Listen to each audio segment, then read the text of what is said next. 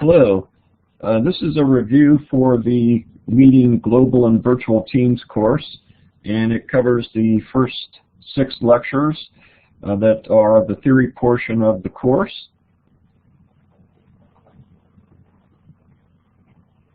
We started with an investigation of distributed knowledge and how that led to the rise of global virtual teams. The challenge confronting organizations today is the discovery and use of knowledge, which is not known by a single agent but distributed in the environment. Coping with the problem posed by HIAC's distributed knowledge has become the fundamental problem confronted by managers of organizations. Firms are distributed knowledge systems without a mastermind who has the requisite knowledge to conduct central planning. Managers must leverage distributed knowledge for sense-making of the environment, for innovation, and for coordination. Coordination is all the small adjustments to processes to handle changes in the environment. Rigid processes cannot be easily changed to reflect changes in the environment. Furthermore, the knowledge an organization needs is continually emerging. In addition, a single perspective has less ability to recognize all aspects of a complex situation. And if a single perspective is applied to multidimensional information, then only a small portion of the information will be recognized and processed. And that, of course, information is continually emerging as we go out and reattempt to make sense of the environment based on our new understandings. As HIAC put it, the problem of effectively allocating resources is a problem of knowledge not given to anyone in its totality.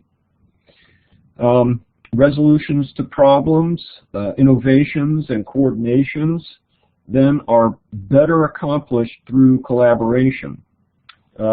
With a team, not only is different information collected and different perspectives applied to understanding what's going on, but also the collaborative interactions are mutually stimulating. Collaboration does not occur naturally, but is culturally induced by the team. Collaboration, especially distributed collaboration, has been a new concept to the hierarchically organized companies of today.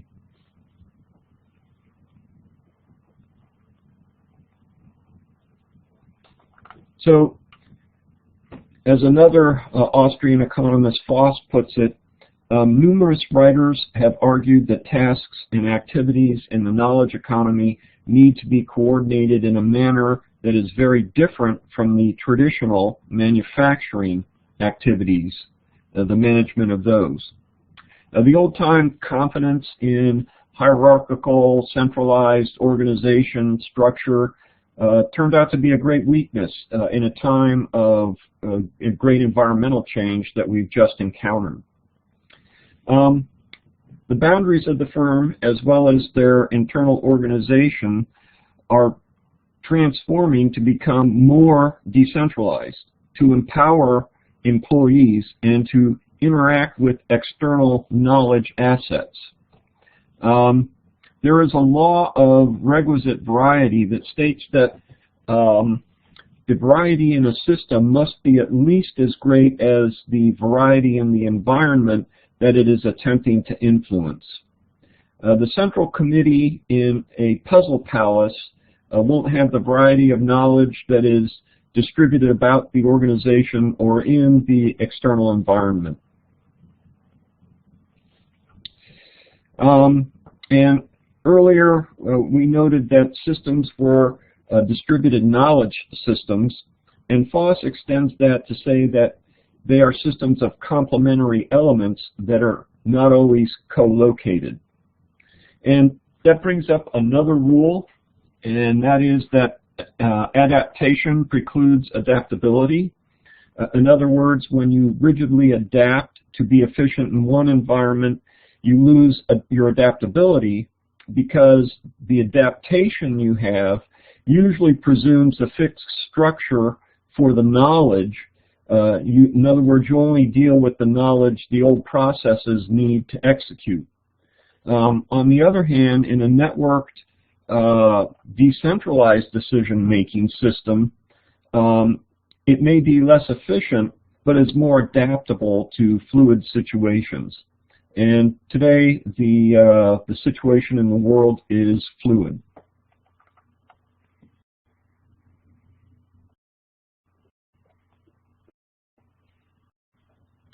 One more Austrian view. Cowan and Parker put it like this: organizations are adopting new forms of decentralization to cope with the instability, uncertainty, and pace of change in the marketplace. They also say that in network working, employees of undifferentiated rank may operate temporarily on certain tasks in teams. The clusters are largely autonomous and engage in decentralized decision-making and planning. And they go on, these teams are conducive to individual initiative, intrapreneurship, and faster decision-making. They facilitate organizational flexibility. So we're seeing the rise of global virtual teams. And it's, from the Austrian view, a result of distributed knowledge and the need for organizations to go out and tap into that distributed knowledge to stay competitive in a very competitive world.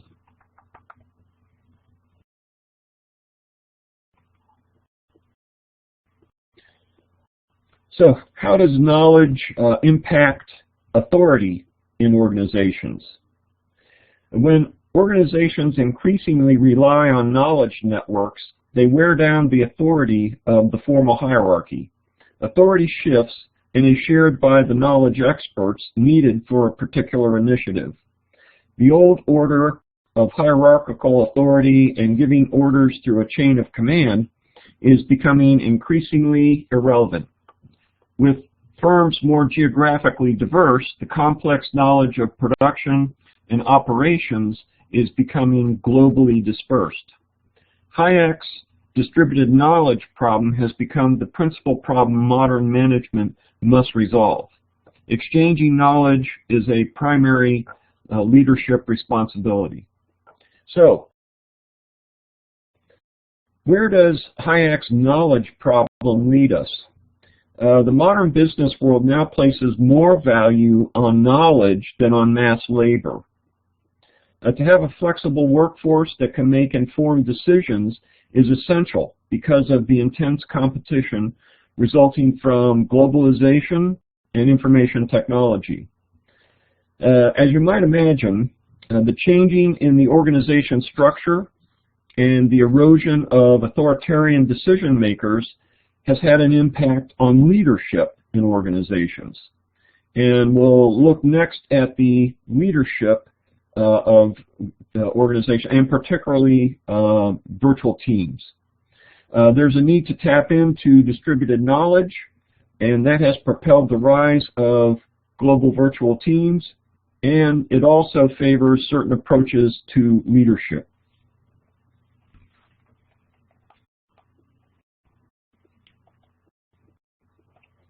Before we start our review of leadership, let's categorize leadership theories. There are three categories of leadership theory. One is focused on the leader and their skills and processes. Another is focused on followers and their needs and aspirations. And the final is based on relationships between leaders and members. The global virtual team is an emerging form of organization that needs different management than the rigid hierarchical form.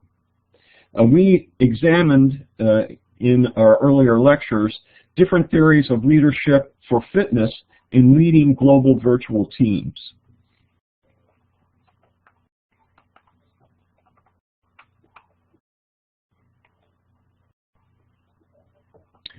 Leader-member exchange theory is a particular relationship-focused leadership model. LMX conceptualizes leadership as a process that is centered on the interaction between leaders and followers. Before LMX, leadership theory treated leadership as something a leader did to all of the followers. LMX looks at the context of individual followers in their relationship with the leader. With LMX, leaders define different social relationships and exchanges with different team members. Williamson notes that personal relationships increase trust, which increases knowledge exchanges. LMX leaders offer employees more opportunity and more responsibility. In the first LMX models, there was an in-group and an out-group that are treated differently. The roles for the in-group are based on a negotiation with the leader, and in contrast, roles for the out-group are based on formal employment contracts.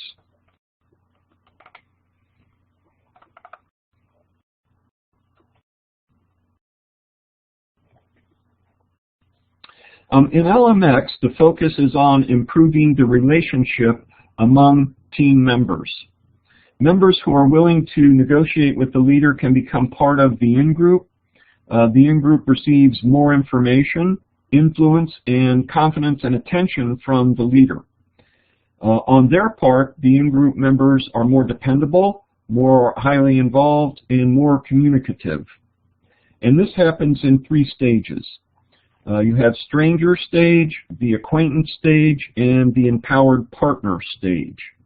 As trust is established, the relationships advance to the partner level. Partners become an in-group that moves beyond self-interest and embraces team interest, and partners are rewarded accordingly.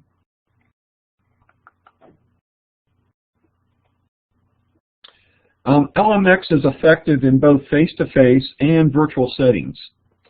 Leadership is not dependent on communicating an inspirational vision and motivated distributed followers to put the team interest first when you're in LMX.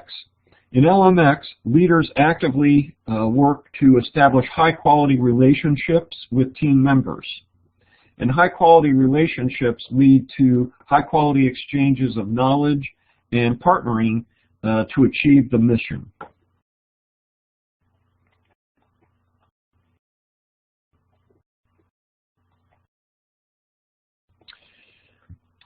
James McGregor Burns, in his 1978 work, Leadership, distinguished between transactional and transformational leadership.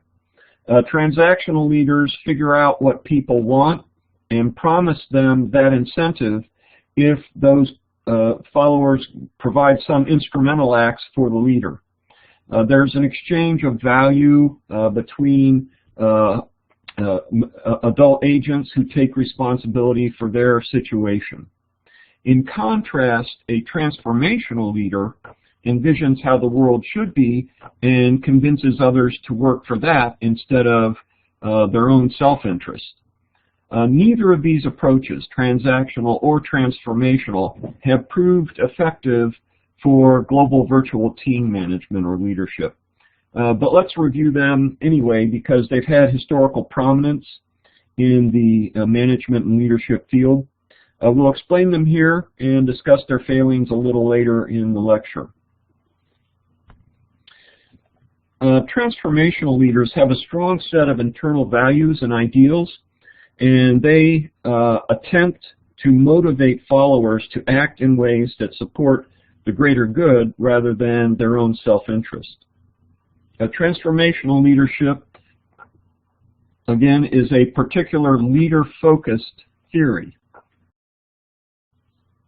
And the transformational leader inspires followers with his or her vision, and the followers transcend self-interest and pursue the goals of the team as a result. That's the theory.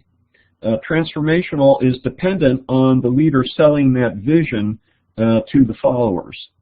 It results in poor performance in virtual settings because there are fewer opportunities to interact with people and provide the necessary levels of support and generate confidence in the vision. Likewise, there is less ability to receive questions and fewer opportunities to influence the followers in a time-box, technology-mediated communication.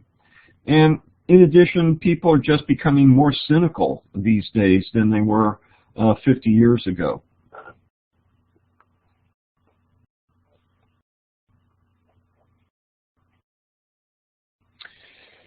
Transactional leadership is based on appealing to the self-interest of followers through a system of rewards and punishments.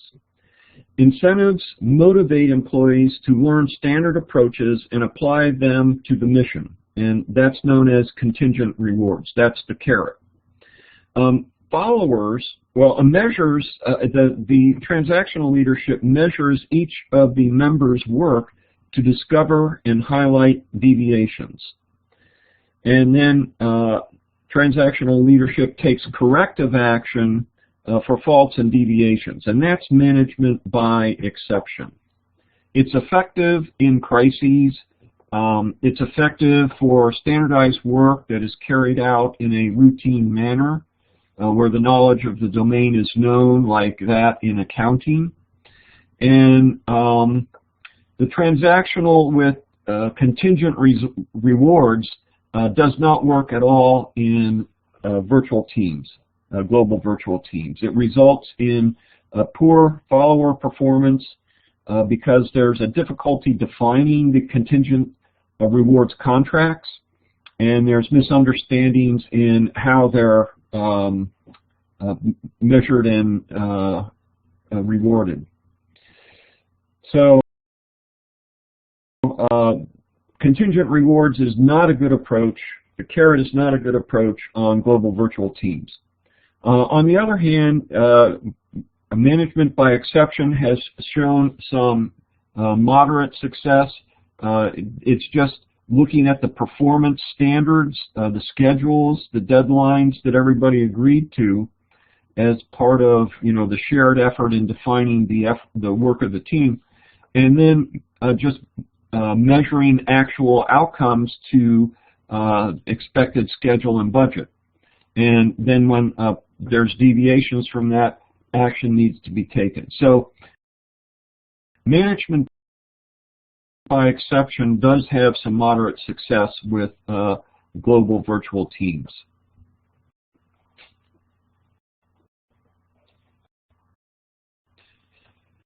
Well, there's problems with the leader-centric models, both the ones we just discussed in the last few minutes. When applied to virtual teams, the foundation of the old leadership theories was close supervision of subordinates in the organization. Those theories study patterns of employee supervision to understand leadership. Consequently, that's why we call them leader-centric, and they do not always address the challenges of global virtual teams. Establishing collaboration and cooperation is more difficult using technical tools rather than face-to-face methods. Moreover, what inspires one culture may raise suspicion in another. So building trust and credibility in a virtual multicultural environment requires adaptive approaches. A different viewpoint for leadership has emerged, and it focuses on followers as much as leaders in the leadership equation. So shared leadership is one of the primary follower-based theories. It is not focused on authorities who make final decisions. Instead, individuals with the appropriate knowledge and skills can take leadership actions to support accomplishing the mission. Team members take leadership initiative even if they have no formal authority, and formal leaders must respect that entrepreneurial spirit. A team member may become the leader of the group during certain phases of its work based on that team member's knowledge and skills. It is effective in virtual teams because it decentralizes leadership. And when I say these various approaches have been effective or not so effective, this is based on empirical studies that were part of our readings during the course. And I've made them references on the slides. In the regular course, there were references on most of the slides where they occurred, and in this review, I just put them at kind of the beginning of each section. One drawback of follower-based theories is they do not focus on promoting high-quality exchanges or high-quality relationships between team members that result in high-quality exchanges of knowledge. And that goes for shared leadership and the other follower-based theory, which is servant leadership, where the leader is the servant of the followers, kind of like the U.S. Constitution. The U.S. government is the servant of the people, rather than the people the servant of the government. So an essential part of leadership is to ensure team success and avoid team failure. With shared leadership, the leadership functions can be performed by the formal team leader or by team members at different points during the work. Shared leadership involves sharing the influence that team members claim when they step up to take action. The leader steps back and lets them take the reins. Advocates of shared leadership assert that it allows faster response to complex situations.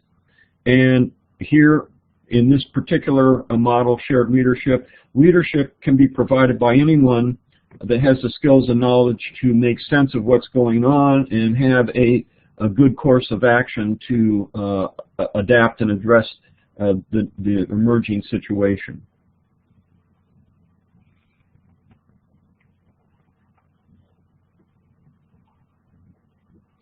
So if we compare the various leadership styles that we've just discussed, we've got for global virtual teams, transactional with contingent rewards results in poor follower performance in virtual settings. There's a difficulty defining contingent reward contracts and misunderstandings in how they're interpreted and applied. On the other hand, we find that management by exception for the transactional leadership approach can be moderately effective. A transformational leadership that is dependent on a leader selling a vision likewise has resulted in poor performance in virtual settings. There's fewer opportunities to interact and provide the necessary levels of support and generate confidence, and there's less ability to receive questions, fewer opportunities to influence people in the technology-mediated communications. LMX, leader-member exchange, is effective in both face-to-face and virtual settings. The leader is not dependent on communicating an inspirational message and motivating distributed followers to put the team interests first. In LMX, leader activity works to establish high-quality relationships with the team members. And it's not the same relationship with all the team members. It'll vary according to the different team member personalities. High-quality relationships lead to high-quality exchanges of knowledge and partnering to achieve the mission. And of course, this is the whole foundation of forming virtual teams, global virtual teams, in the first place. So LMX results or establishes high-quality relationships, and it's establishing high-quality relationships that matter. So, in summary, we say that transactional leadership is leader-centric, and the motivational approach is self-interest. Transformational, the focus is on the leader, and it's about an inspired vision. Shared leadership is follower-centric, and again, it emphasizes team interest over self-interest. And servant leadership is also follower-centric, but it emphasizes the interest of the followers and serving the follower interests. And then LMX is relationship-centric, and it again is focused on team interest, but of course it goes through 3 stages, the acquaintance and all the way up through the partner levels. So that's what the ultimate goal is to form a partnership level in LMX. So distributed knowledge has given rise to global virtual teams. The nature of these teams affects the style of leadership to guide the team to accomplish the mission. And what we looked at next in the course is that distributed knowledge has also increased the focus on communications. And that's what we'll review in the next section.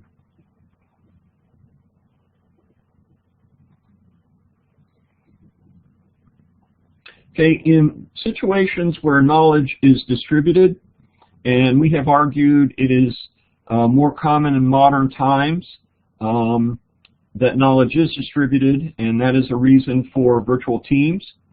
Then in situations where knowledge is distributed, various members of a virtual team will have different pieces of the puzzle.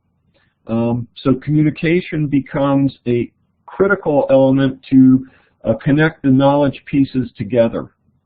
The world today requires adaptability because of the historic competitive pressures and the need to innovate to improve performance or differentiate your product or service from others.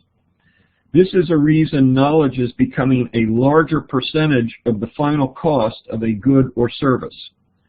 Communication is the basis for collaboration and information or knowledge sharing. Communication on virtual teams is fundamental for the following reasons. Distance, time, and culture work to undermine the cohesion, coordination, and control of a team, and communications is a force that can restore those management functions. The old command and control is being replaced with network structures that are more adaptable, but they don't have predefined structural roles necessarily, and they're also without well-defined work processes for most team functions. So the team must communicate amongst itself in order to define roles and to define work processes that the team thinks is most relevant for the new situation they are tackling. Cohesion is the trusted interaction among members. Coordination is the collection of small adjustments made to keep on goal and to incorporate new situational awareness. Control is keeping teams compliant with the mission set by the board of directors or executive staff, and at the same time working consistently within the policies and standards of the organization.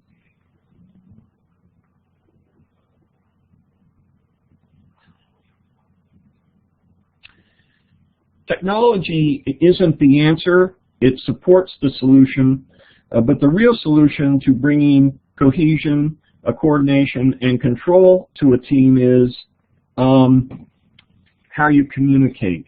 And you can plan your communications to help establish cohesion. You can periodically reinforce goals, processes, schedules, roles, and acceptance criteria in periodic communications that can be in the form of emails or meetings, teleconferences, video conferences. And you would use a variety of channels and media to amplify the reinforcement. Different people based on their personality, different people based on their culture prefer different media. And so by using a variety of media, you're going to probably find a media that a medium that somebody is that everybody on your team is comfortable with individually. You can also plan communications to enhance coordination on Global Virtual Team.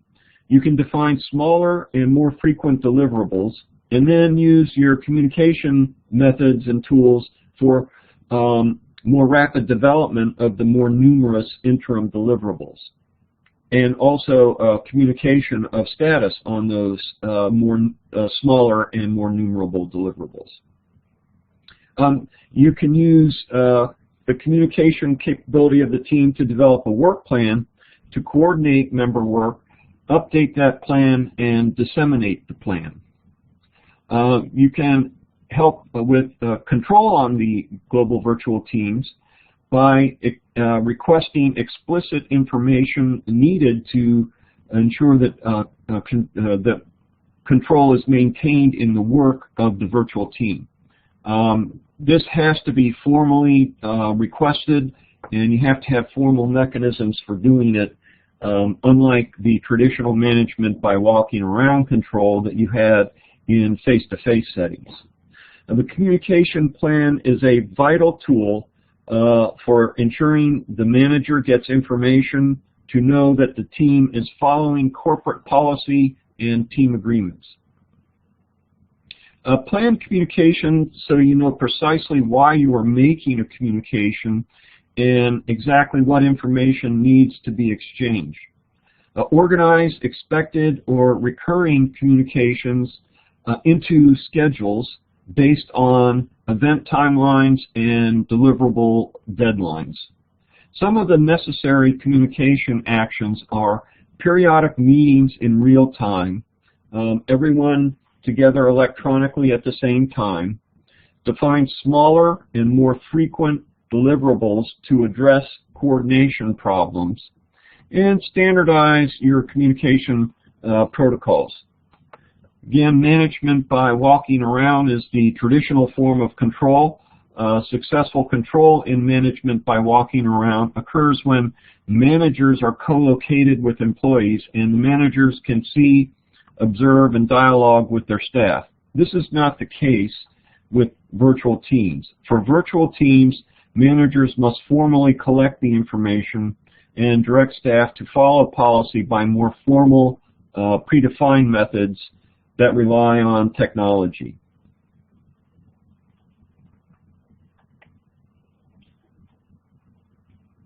Okay, so let's start analyzing communications.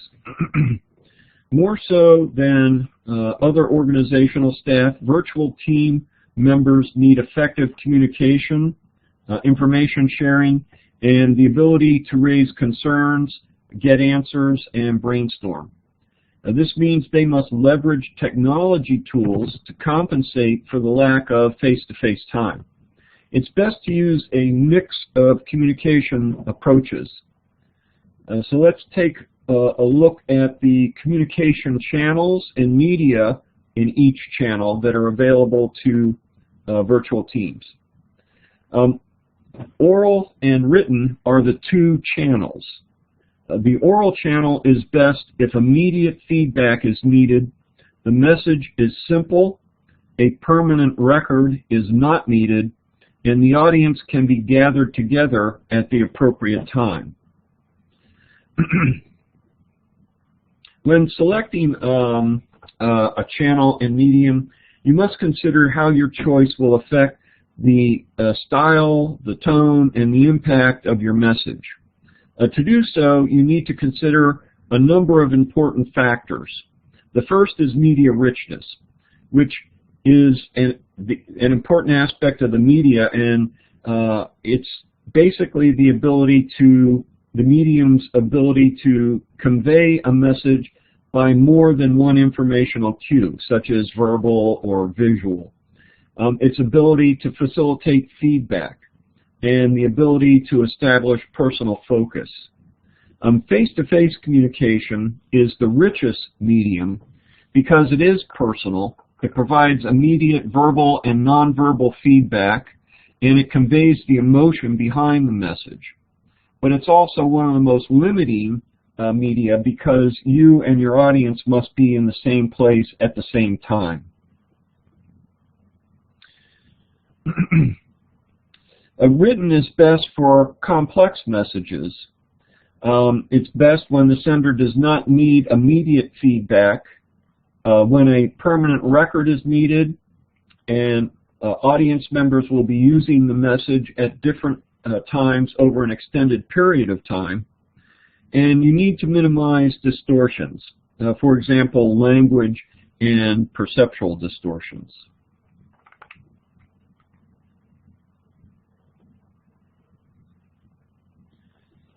Other factors are also important when selecting a channel and a medium. If you want to emphasize the formality of your message, use a more formal medium, such as a memo, a letter, or formal presentation. If you want to emphasize the confidentiality of your message, use voicemail rather than a fax. Send a letter rather than a memo, or address the matter in a private conversation rather than during a meeting.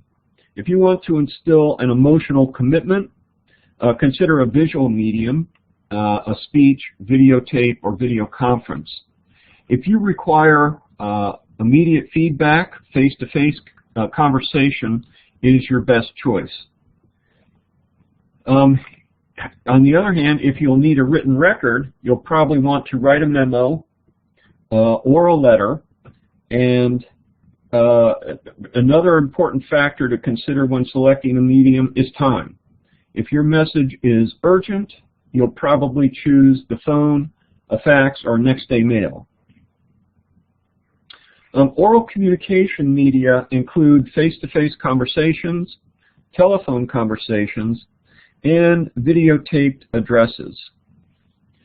Face-to-face communication is the richest medium, but it's limited to co-located staff in relatively small numbers. Telephone conversations establish a confidential tone and extensive interaction with one individual. Teleconferences also enable quick feedback, but with less confidentiality and less personal interaction than a plain old telephone call. And finally, a video conference adds the impact of visual stimulation to the message.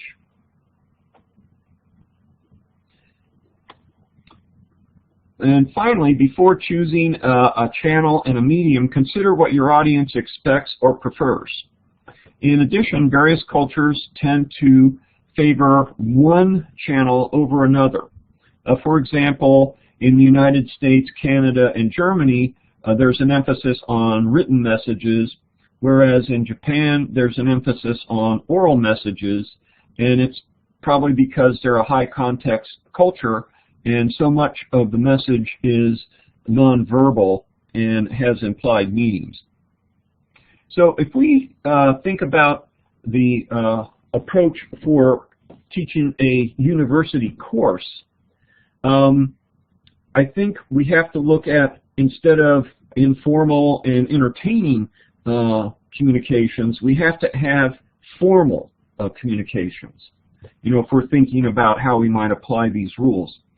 You require formal communication because there's an enormous amount of information that must be transmitted accurately, and it has to be efficiently referenced by learners. So a formal reporting or presentation tool like PowerPoint enables you to do that. It's not as entertaining as some of the YouTube videos we show, but those YouTube videos, it's hard to get at, other than the title of the particular YouTube video, exactly what is going on inside there through search engines or through the search capabilities or find capabilities of an office suite like Microsoft's Office. So PowerPoint is great for the formal presentation where people have to learn a vast amount of information, learn it accurately, and be able to efficiently use it later on and search it for topics in answering questions or things of that nature. So this is just an example of how we might apply some of the rules to our situation in this course. And of course, you can apply them in your group project with Lenovo.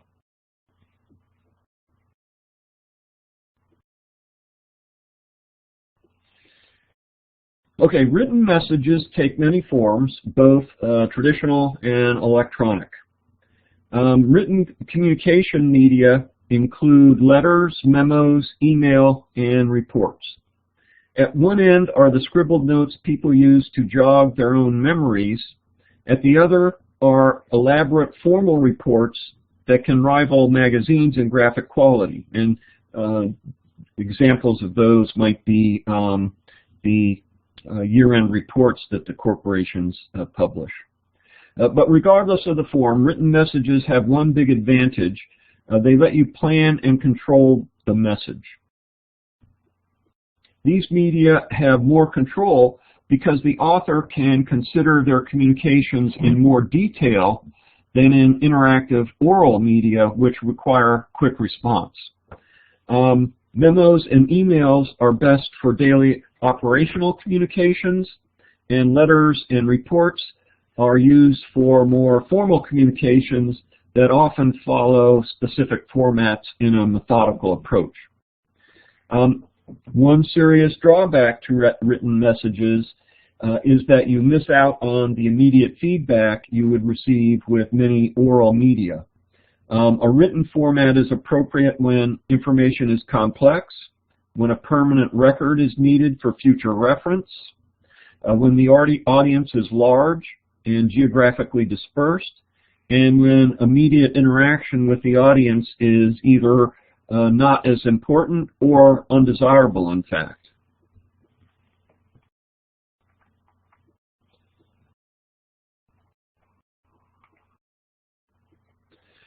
To start your planning for the collaboration tools, I would use the Zachman framework, Planner View, as a starting point. The Zachman framework is a framework used for defining enterprise architectures, database bus architectures, and numerous other technical architectures. It is the cross product of the journalistic questions, who, what, when, where, why, and how, and the particular systems development life cycle that you're using. So in most IT, the top view is the business analysis phase of an SDLC. And it's a good starting point for you to determine what technology you need. The business needs for your virtual team will help in the design of the technical tool set to assist the team in accomplishing its goals. So again, the first step in your communication plan is to establish the Zachman Planner View for the team mission and work. The following questions have to be answered. What type of work will the team perform? What information is needed for that work? Where will the information reside? Where are the team members located? What are the workflows? Are there needs for synchronous collaboration? For which work is that synchronous collaboration needed? What types of communication are essential? What types desirable? And what is the budget for the communications technology?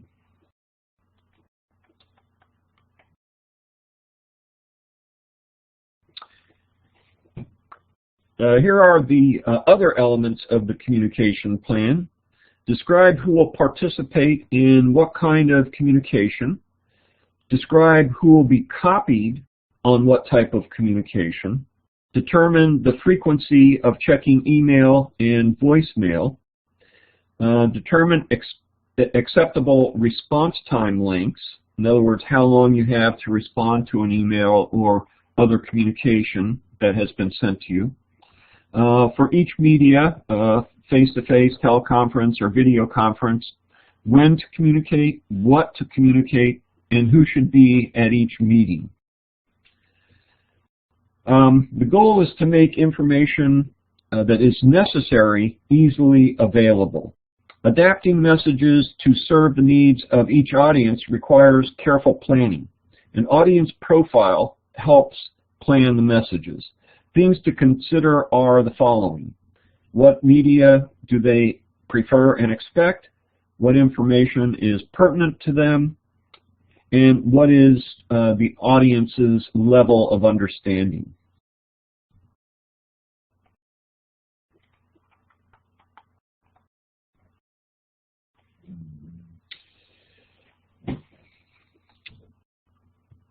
So you want to schedule times as part of in your communication plan. You want to schedule times for the whole team to periodically meet to reiterate the goals, roles, and importance of the work effort. We must also provide appropriate tools and protocols for ad hoc communications. That means defining spontaneous communication methods in chat rooms, discussion boards, texting.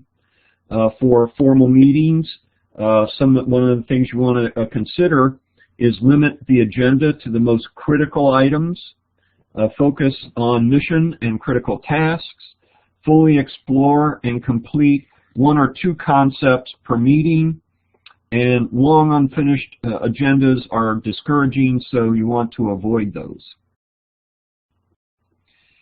So we have said that distance, time, and culture of global virtual teams affects the management of such teams, and that communications can help.